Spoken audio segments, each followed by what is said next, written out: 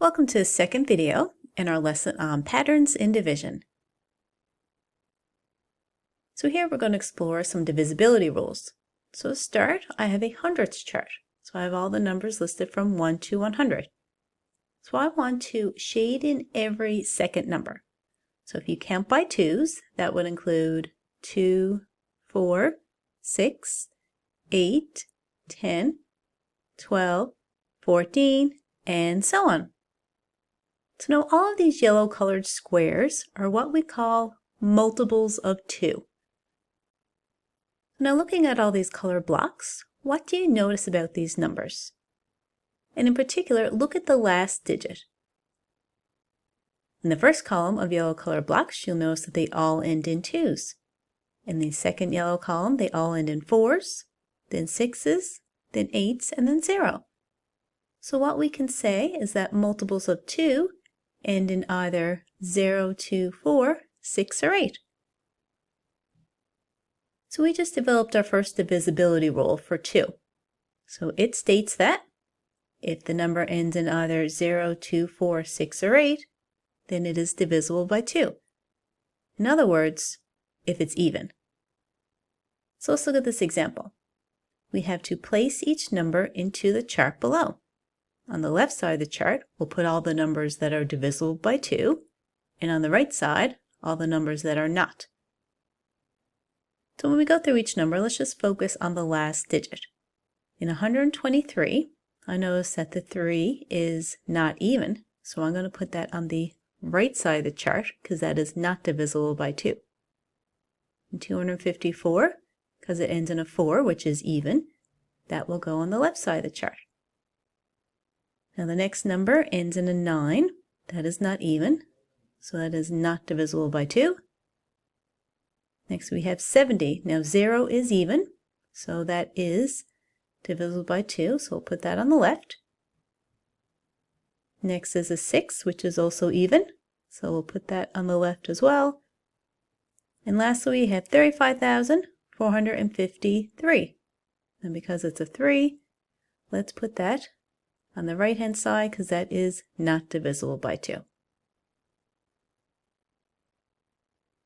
Now let's examine the hundredths chart again. This time I want to shade in all the multiples of 5. So if we count by 5s, we will color in 5, 10, 15, 20, and so on.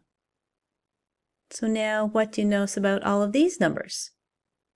Again, you can look at the last digit, and you might notice that they end in either 0 or 5.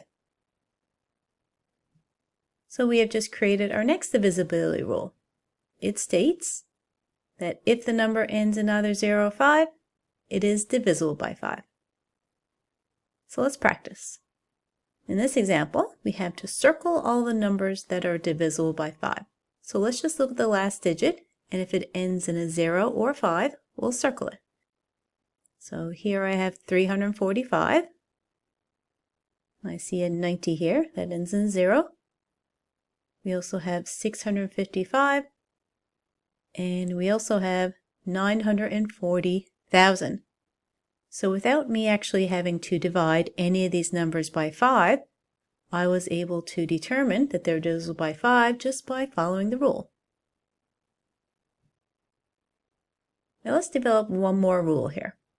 This time I want to shade in all the multiples of 10. So if you count by 10s, that would include 10, 20, 30, and so on. So what do you notice about all of these numbers?